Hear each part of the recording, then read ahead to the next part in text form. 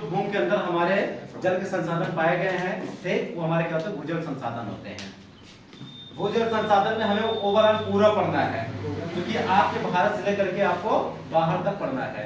ज्यादा चीज आपकी भारत की है, लेकिन जो प्रक्रिया आपके यहाँ चलती है ज्यादा वो प्रक्रिया हर जगह चलती है, ठीक।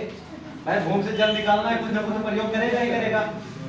तो भूजल संसाधन पढ़ने से पहले सबसे पहले हमें इसमें 2 दिवस जानना है, मोस्ट इंपॉर्टेंट। एक हमारा क्या, तो 22 मार्च, ये हमारा क्या है, तो भूजल है ना, ये हमारा क्या है, भूजल है। इसका दिवस, एक हमारा क्या होता है, अंतरराष्ट्रीय दिवस होता है, एक हमारा होता है राष्ट्रीय दिवस, ठीक। तो ये अंतरराष्ट्रीय दिवस, अंतरराष्ट्रीय दिवस ये मनाया कब जाता है, तो 22 मार्च को, 22 मार्च को मनाया जाता है, ठीक। अंतरराष्ट्रीय जो है कब मनाया जाता है जल दिवस, तो 22 मार्च को। ये जल दिवस है, क्या है ये, तो जल दिवस है तो भूजल दिवस याद रखो, ठीक, जल दिवस है 22 मार्च को। और दूसरा हमारा क्या, राष्ट्रीय है, क्या है, राष्ट्रीय है, राष्ट्रीय जल दिवस। ये मनाया जाता है कब, तो 14 अप्रैल को, कब, 14 अप्रैल को, ठीक। ये हमारे 2 जल दिवस हैं जो मोस्ट इंपोर्टेंट है, इसमें से क्वेश्चन पूछ सकता है पीरियड में, क्योंकि बहुत ज्यादा इंपॉर्टेंट है ये, इसमें से क्वेश्चन पूछ सकता है। तो एक हमारा अंतरराष्ट्रीय जल दिवस कब मनाया जाता है, 22 मार्च को, और राष्ट्रीय की बात करेगा तो 14 अप्रैल को। कब, 14 अप्रैल को। हमें ये चीज जानना जरूरी है कि भूजल हम पढ़ रहे हैं, तो भूजल के संसाधन के स्रोत कितने स्रोत होते हैं, तो इसके स्रोत कितने होते हैं, पहली बात आप ये जानो। इसके स्रोत हमारा क्या होता है, तो धरातलीय होता है, क्या होता है, धरातलीय जल होता है, ठीक।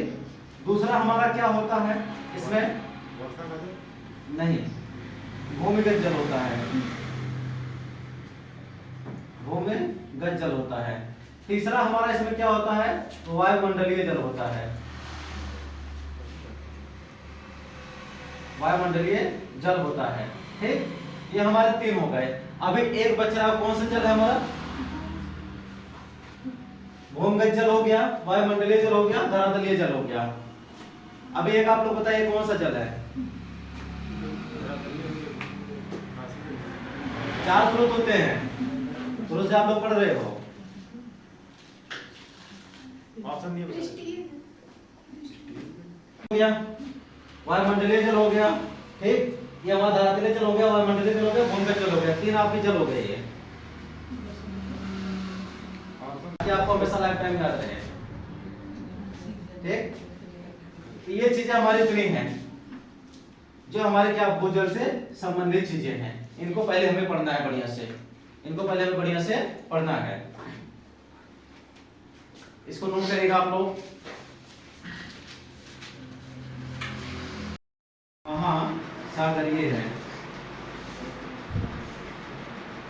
ये महासागरीय है, ठीक, महासागरीय जल। ये 4 प्रकार के इसके साधन है, भूमिगत जल, धरातलीय जल, महासागरीय जल और वायुमंडलीय जल। लेकिन हमें जो इसमें पढ़ना है, क्योंकि टॉपिक बहुत बड़ा है, इसलिए हमें पढ़ना क्या है, इसमें सिर्फ ओनली भूमिगत जल पढ़ना है। कौन सा, भूमिगत जल इसमें पढ़ना है मात्र, ठीक। 17.7 है, कितना है, 5, 6, 4, ये आपको आंकड़ा ऐसे दिया जाएगा, ठीक है ना। तो 17.5, 17.4 भी आपको मिलेगा, जो नहीं है 17.7 भी आपको मिलेगा, जरूर नहीं है, ठीक ना। लेकिन 17 के बाद 18 के बीच में ही आपको आंकड़ा दिया जाएगा, ठीक। तो 17.7 है, प्रतिशत लगभग है।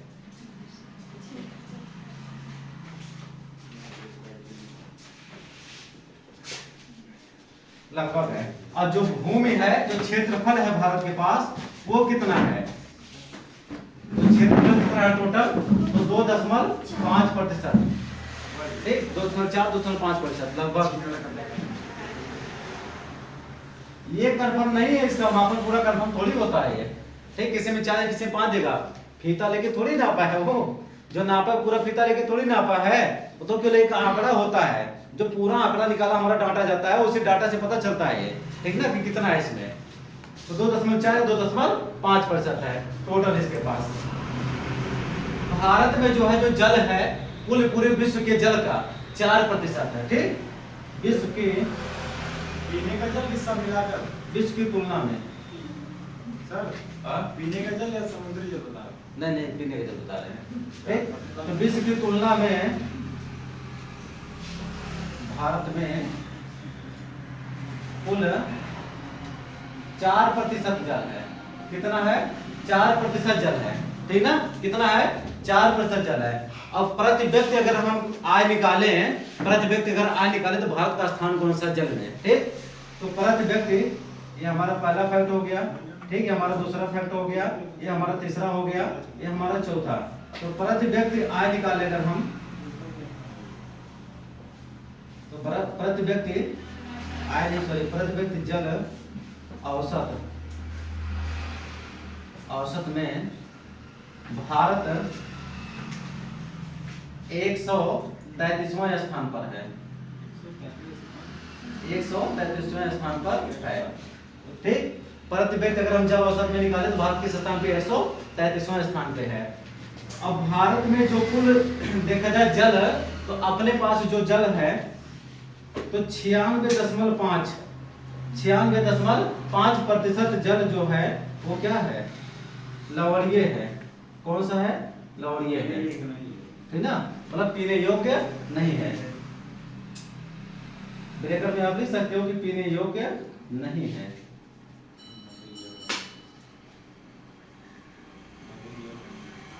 पीने योग्य नहीं है। कितना? 96.5%, ठीक। और हम देखेंगे हमारे पास जो पीने योग्य जल है वो कितना है? 2.5% पीने योग्य जल है, ठीक। पीने योग्य जल है, योग्य जल है, ठीक, जो अलवणीय है, ठीक। 2.5% जो जल है। इतने फैक्ट के लिए हम नोट करिए। क्या है? लगभग कितना? 75% जो जल है, 75% जो जल है वो कहां पर है? हमें ये ध्यान देना। ग्लेशियर, तो भारत में ग्लेशियर के रूप में है, ग्लेशियर और ध्रुवीय क्षेत्र में है, ये ध्रुवीय क्षेत्र में है। लगभग 75% जल हम देखेंगे तुम्हारा कहाँ जो पीने योग्य जल है उसकी बात हो रही है, ठीक। तो कहाँ है वो? ग्लेशियर और ध्रुवीय क्षेत्र में है। और इसके अलावा 22.5% जल जो है वो भूमिगत है। क्या है? तो भूमिगत है, ठीक। और शेष जो है, शेष जल क्या होगा? धरातलीय होगा। क्योंकि वो धरातल में किसमें? तो नदियों में, तालाबों में, झीलों में, इन सब में पाया जाता है। ठीक, शेष जल जो है इतना हो गया हमारा। चलिए, तो हमारे जल का क्रम हो गया। अब हमें कभी कभी क्वेश्चन ये पूछता है, जो इम्पोर्टेंट फैक्ट भी है, कि लवणीय जल में ठीक सबसे अत्यधिक मात्रा किसकी होती है? सबसे अत्यधिक मात्रा किसकी होती है? तो किसकी होती है? हाँ, तो सोडियम क्लोराइड की 78% सोडियम क्लोराइड की मात्रा लवणीय जल में पाई जाती है। जल में पाई जाती है 78%। कितना? 78% लगभग सोडियम क्लोराइड किसमें पाया जाता है? लवणीय जल में। लवणीय जल किसमें मिलता है? जैसे हमारा क्या हो गया, समुद्र हो गया ना, वहां का पानी कैसा होता है? खारा होता है ना, वो पीने योग्य होता है? नहीं होता है। अब इसके बाद जो हमें जानना है, अब हम जानेंगे क्या, भारत में सिंचाई के साधन, ठीक ना, कहां पर किस चीज का प्रयोग किया जाता है। तो भारत में सिंचाई साधन के लिए सबसे पहले हमें 3 चीज जरूरी है, बहुत जरूरी है जानना। नंबर 1 पंजाब। अब पंजाब क्षेत्र के आसपास, जैसे पंजाब, हरियाणा, राजस्थान, हमारा पूरा हो गया ना, यहाँ पर सिंचाई का सबसे बड़ा साधन क्या है? अब तो क्षेत्रवाई पूछता है, राज्यवाई पूछता है, नलकूप नहीं भैया, ये दिमाग से कंफ्यूजन निकाल दीजिएगा। ठीक, पंजाब, हरियाणा, उधर हमारा हो गया ना जितना, राजस्थान हो गया, यहाँ सब पे क्या होता है हमारा नहर है। क्या है? नहर है। तो आप नोट करिएगा पंजाब तथा उसके आसपास, उसके आसपास वाले हमारे उत्तर प्रदेश में नलकूप का ज्यादा है। क्षेत्रों में सिंचाई का सबसे बड़ा साधन है, साधन नहर है। क्या है? तो नहर है।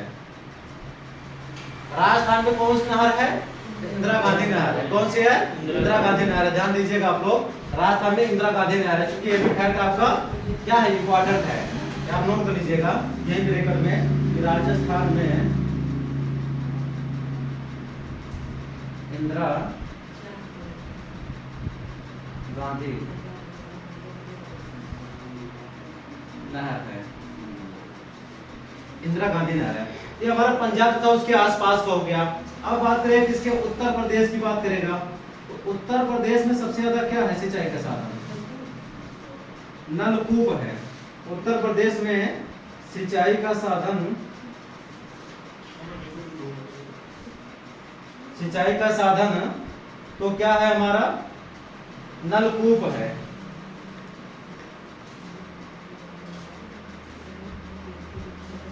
नलकूप है, ठीक ना? सिंचाई का सबसे बड़ा साधन हमारा क्या है? नलकूप है। सबसे ज्यादा सिंचाई किससे होती है? नलकूप से होती है। नलकूप जानते हैं किसको यहाँ कहा गया है? पानी पीने वाले नल को नहीं कहा गया, बल्कि हाँ जैसे बता रहे समरसेबल ना, टेबल को कहा गया है। इसको टेबल को कहा गया है वही। ठीक, हमारे सबसे बड़ा साधन क्या है सिंचाई का उत्तर प्रदेश में? ये हो गया। इसके अलावा जब बात करेगा किसका? तालाब की, तो तमिलनाडु में, ध्यान रखिएगा आप लोग, नोट करिएगा, तालाब से सबसे ज्यादा सिंचाई कहाँ होती है तुम्हारे? तो तमिलनाडु में। तमिलनाडु में सबसे ज्यादा सिंचाई होती है किससे? हमारे इससे, तालाब से होती है। ठीक, अब यही एक चीज और पूछेगा भैया, क्या? ड्रिपिंग सिंचाई। कौन पूछेगा? ड्रिपिंग सिंचाई का प्रयोग सबसे ज्यादा कहाँ किया जाता है तुम्हारे? मरुस्थलीय क्षेत्र में। कहाँ पे? मरुस्थलीय राजस्थान में। ठीक, तो ड्रिपिंग सिंचाई पूछता है। तो ड्रिपिंग सिंचाई की बात करेगा तो कहाँ रहेगा हमारा ये? तो राजस्थान में।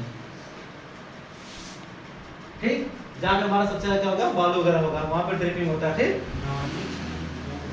इतना पैट है इसमें ना। हाँ, जल संचय में पहला स्थान किसको मिला? उत्तर प्रदेश को। चलिए, अब दूसरा हमारा क्या है? जल संरक्षण अनिवार्य करने वाला पहला राज्य, भारत का पहला राज्य कौन है हमारा? नहीं, ये हमारा तमिलनाडु है। तमिलनाडु है। यहाँ जल संरक्षण क्या किया गया है? एकदम अनिवार्य कर दिया गया है।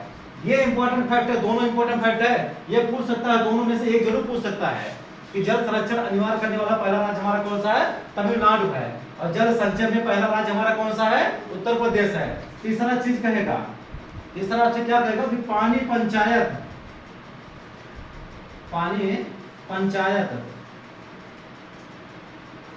लागू करने वाला राज्य,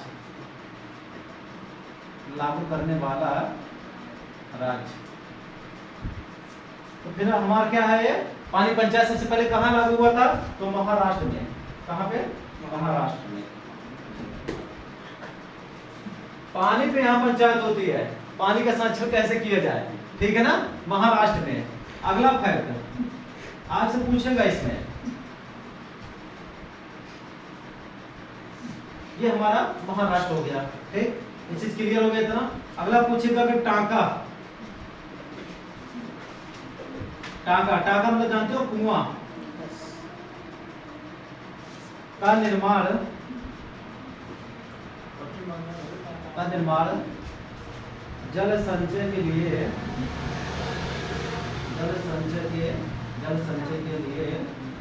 किया गया किया गया। तो कहाँ किया गया भैया? तो राजस्थान में। राजस्थान में क्या किया गया? टांका का निर्माण किया जाता है। किसका? टांका। टांका मतलब कुएं का निर्माण किया जाता है। ठीक।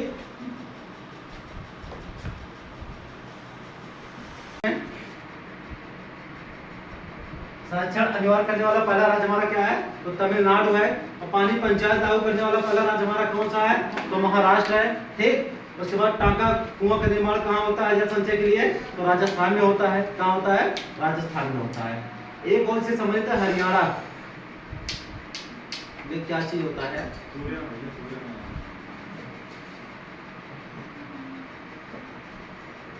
हाँ, ध्यान आया। मानचित्र होता है। क्या होता है? मानचित्र। ठीक। जलभृत मानचित्र। मानचित्र तैयार करने वाला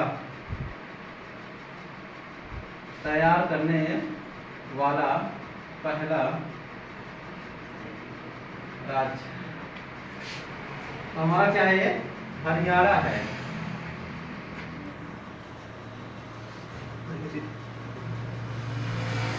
तो हमारा क्या है? हरियाणा है। ठीक। जलभृत मानचित्र। जलभृत क्या होता है? कि जब जल को धीरे धीरे रिसा करके कहाँ? जमीन के अंदर भेजा जाए, वो हमारा क्या होता है? जलभृत। इसने सबसे पहले मानचित्र तैयार किया है।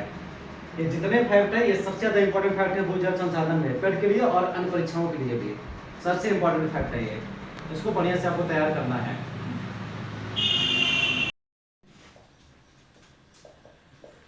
तो भारत में प्रत्येक वर्ष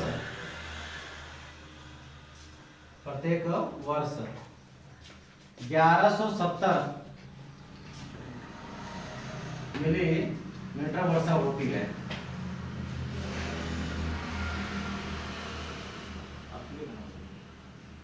लगभग इतनी वर्षा होती है। जब वर्षा होती है तो 1170। अब ये कभी कभी सूखा पड़ जाए तो नहीं होती है, तो उसका आंकड़ा हम नहीं लेंगे। ठीक ना? वो तो फिर आपातकाल में चला जाता है। भारत में सबसे अत्यधिक वर्षा कहाँ होती है? तो सबसे गोरखपुर में उत्तर प्रदेश बता दो। सबसे अत्यधिक वर्षा ध्यान दीजिएगा, आपको तीनों क्रम हम बता रहे हैं। तो हमारा क्या है? मेघालय क्या है? राज्य है। ठीक। मेघालय में चेरापूंजी। ठीक। चेरापूंजी शहर है। ठीक बात। और चेरापूंजी की क्या? मासिन राम है। मासिन राम में सबसे ज्यादा अत्यधिक वर्षा होती है। ठीक। कहाँ होती है? राज्य देगा तो मेघालय देगा, उसका शहर देगा तो चेरापूंजी देगा, और उसके जिस क्षेत्र में सबसे ज्यादा वर्षा होती है वो देगा तो क्या देगा? मासिन राम। तो तीनों क्लियर है, कंफ्यूजन न रहिएगा। अब भारत में हमें ये देखना है, भारत में मीठे पानी की सबसे बड़ी झील कौन सी है? मीठे पानी की।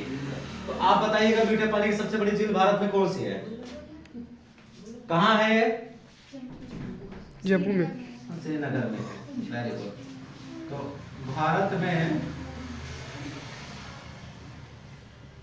मीठे पानी की सबसे बड़ी झील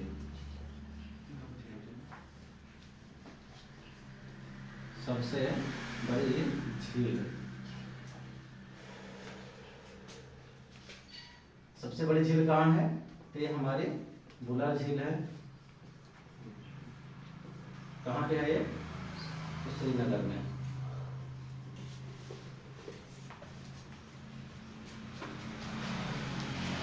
और खारे पानी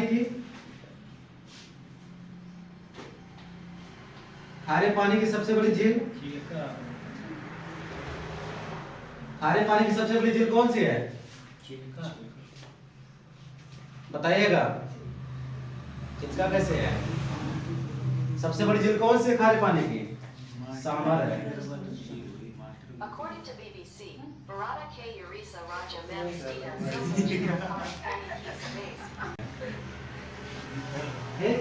ये चीज पूछता है कि हमारे पूरे भारत का कर्म हो गया। अब एक ये होता है कि जो चट्टानों से रिस करके, मिट्टियों से रिस करके जो जल अंदर जाता है वो क्या कहलाता है? हमारा भूमिगत जल कहलाता है या जलभृत कहलाता है। ये पूछा था कि जल वृत्त का अर्थ होता है तो चट्टानों से रिच करके और जमीन से रिच करके जो पानी धरातल के अंदर जाता है वो क्या होता है, हमारा जल वृत्त कहलाता है। वही ठीक ना, मतलब जल का धीरे धीरे रिच करके पृथ्वी के अंदर जाना प्रक्रिया क्या कहलाती है, जल वृत्त कहलाती है। इतने फैक्ट हमारे ये हो गए। अब हमको विश्व का पढ़ना है। अब विश्व में हमें ध्यान देना है कि विश्व में मीठे पानी की सबसे बड़ी झील कौन सी हमारी, तो सुपीरियर है। सुपीरियर झील कहाँ पे है,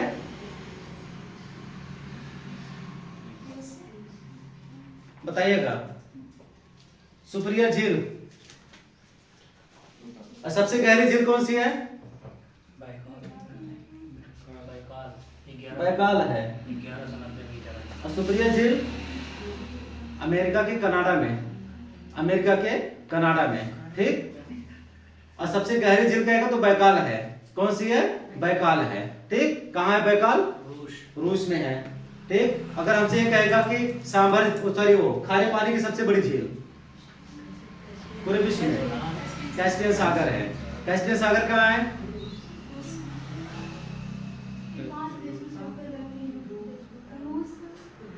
रूस है, तुर्कमेनिस्तान है, उज्बेकिस्तान है, ऐसा करके ना दिया गया इसमें। इससे 5 है, ठीक है ना।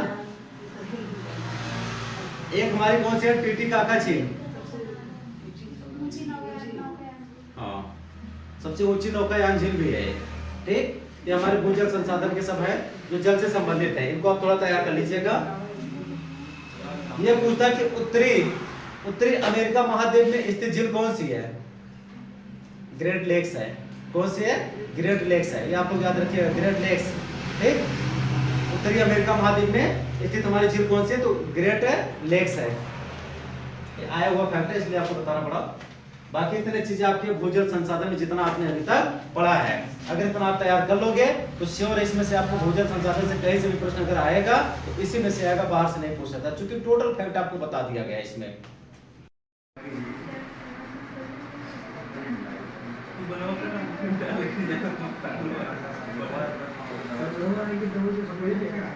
हाँ हाँ 5:30